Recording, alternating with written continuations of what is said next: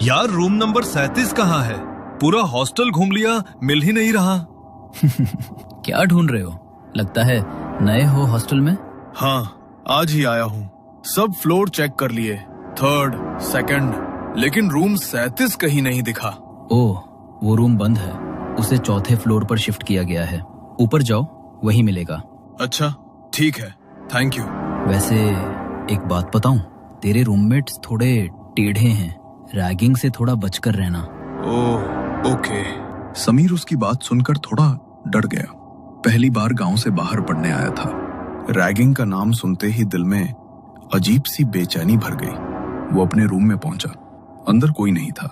थका हुआ था, इसलिए बैग नीचे रखा और सीधा बेड पर लेट गया। कुछ देर बाद नींद में उसे लगा जैसे कोई हिला रहा हो, और तभी उसके चेहरे पर किसी ने ठंडा पानी फेंक दिया। वो चौंक कर उठ बैठा। अरे, हमारे आने से पहले सो भी गया तू? नया मुर्गा है और हमें सलाम किए बिना बेड पर चढ़ गया। वो जब आया तो कोई नहीं था। बहुत थक गया था इसलिए सो गया। सॉरी। अरे नहीं मुन्ना, सिर्फ सॉरी बोलने से कुछ नहीं होता। पैर छूकर माफी मांग और फिर बाहर जाकर मुर्गा बन, कुकड़ू कू कर सबके सामने। नहीं, प्लीज प्लीज मत करो ऐसा। मैं नहीं कर पाऊंगा।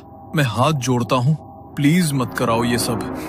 ओहो, शर्म आ रही है तो फिर एक और चैलेंज ले ले। डरपोक नहीं निकले तो इज्जत बच जाएगी। 3rd फ्लोर पर रूम नंबर 36 के पास एक पुराना कमरा है, बिना नंबर वाला। वही पुराना रूम 37। सुना है वहाँ एक लड़के ने सुसाइड किया था। उसकी आत्मा आज भी वहीं भटकती है। अगर हिम्मत है तो वहाँ जा। बस 10 मिनट रुक जा, अंदर कर लेगा? क्या? वहाँ जहाँ किसी ने सुसाइड किया था? नहीं यार, प्लीज। तो फिर बाहर जाकर मुर्गा बन जा।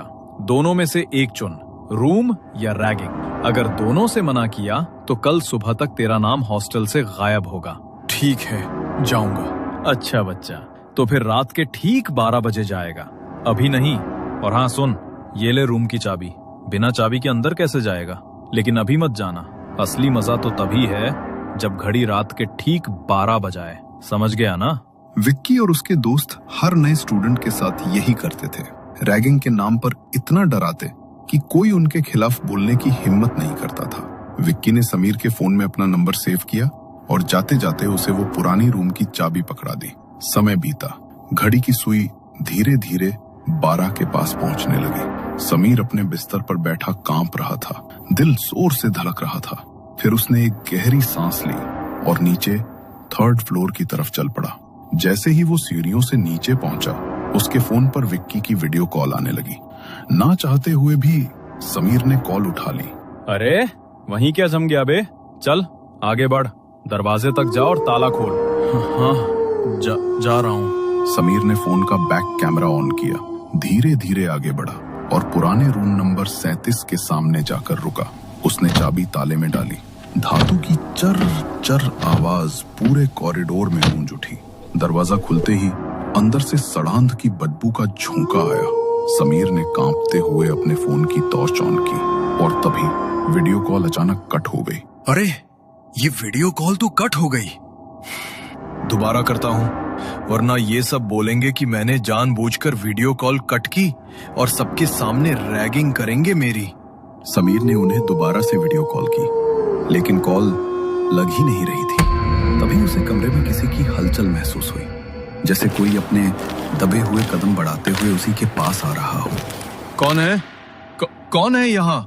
समीर के इतना पूछते ही वहां पर होने वाली कदमों की वह हलचल अचानक शांत हो गई। समीर को भी लगा शायद वो उसका वहम है, मगर तभी कमरे की खिड़की अचानक खुली और तेज आवाज के साथ बजने लगी।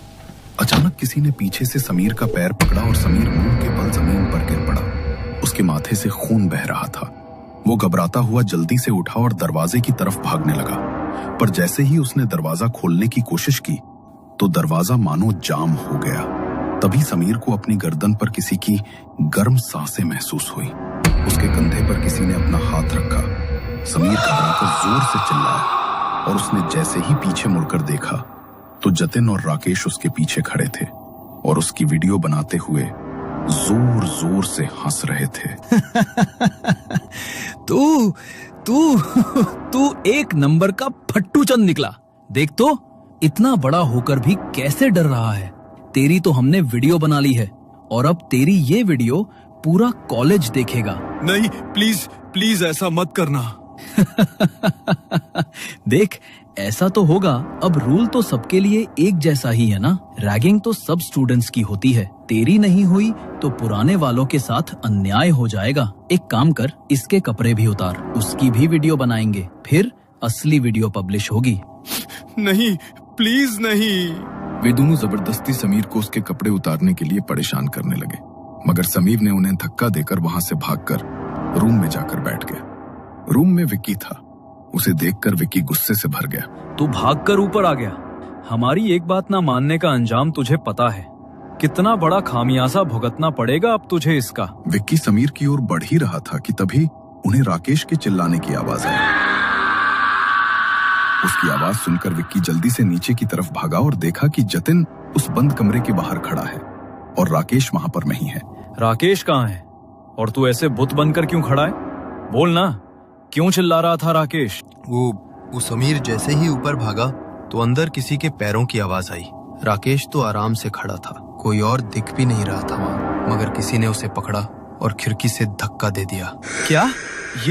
ये तू क्या बोल रहा है? नीचे सब लोगों की भीड़ लग गई है यार। अगर मैं फंस गया तो, क्योंकि अंदर उसके साथ कमरे में मैं ही था। डर मत, कुछ नहीं होगा। पहले नीचे चलते हैं हम। वो दोनों घबराते हुए नीचे गए तो वहां हॉस्टल के सभी बच्चों और टीचर्स का जमावड़ा लगा हुआ था। नीचे जमीन पर राकेश की डेड बॉडी पड़ी हुई थी। थोड़ी देर बाद पुलिस की टीम आई और उसकी बॉडी को वहां से उठाकर ले गई। पूछताछ के लिए उन्होंने स्टूडेंट्स से बात की और सीसीटीवी की फुटेज चेक की।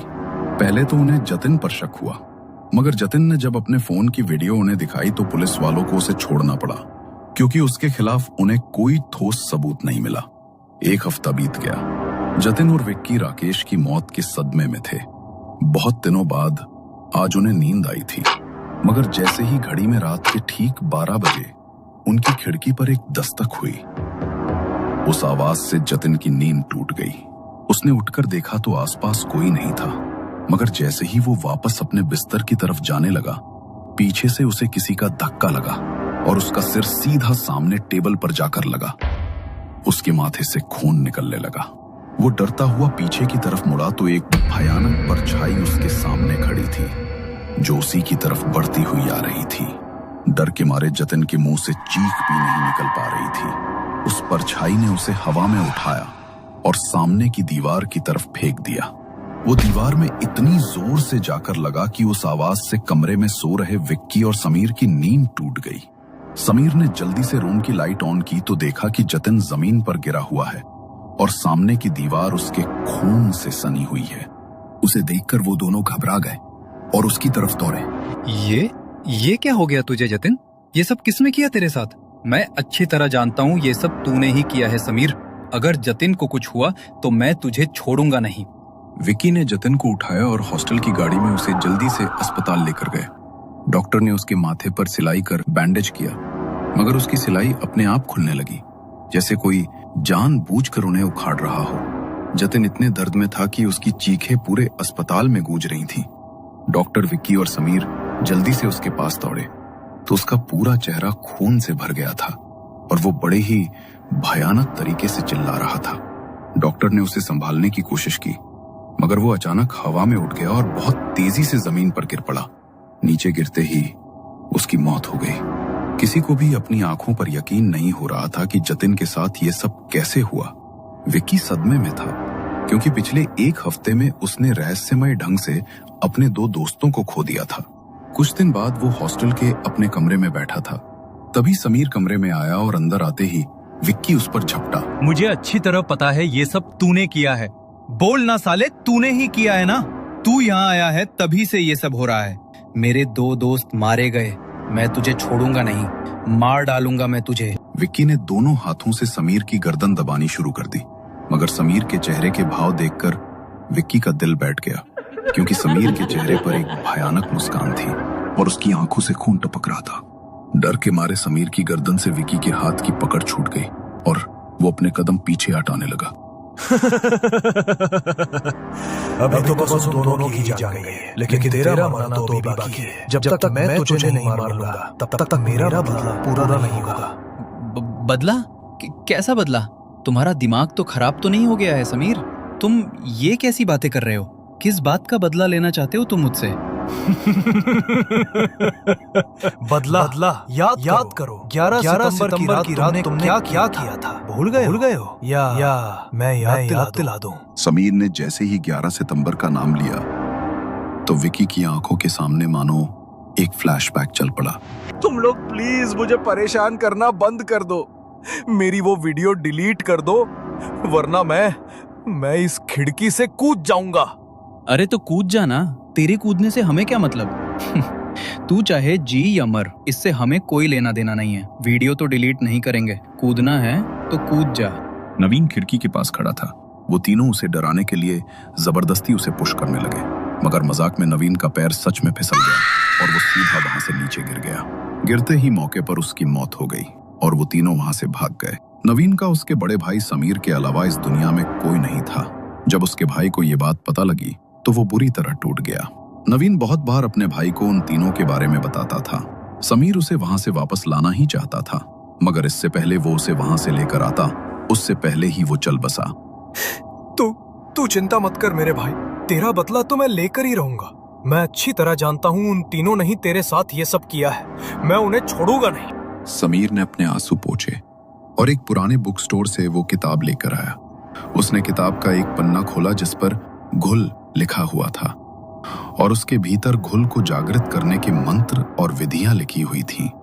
रात के ठीक 12 बजे समीर ने अपने कमरे के बीचों बीच एक सफेद घेरा बनाया और उसके चारों ओर मोमबत्तियां जलाकर रख दी। उस घेरे के अंदर बैठकर वो उन मंत्रों का उच्चारण करने लगा। कुछ देर बाद कमरे में जोर की हवा चलने लगी, मगर उस हवा से भी मोमबत्तियां नहीं बुझी, बल्कि उनकी लौ और तेज हो गई। उसी वक्त सामने एक भयानक परछाई प्रकट हुई। समीर ने अपनी हथेली पर चाकू रखा और एक चीरा लगाया। फिर उसने घेरे के बाहर अपने रक्त की कुछ बूंदें टपकाईं। जैसे ही वो बूंदें घेरे के बाहर गिरी, उसी पल समीर निढाल होकर जमीन पर गिर पड़ा। उसकी सांसें वहीं थम गई और उसके सामने खड़ी वो भयानक परछाई धीरे धीरे उसका रूप लेने लगी।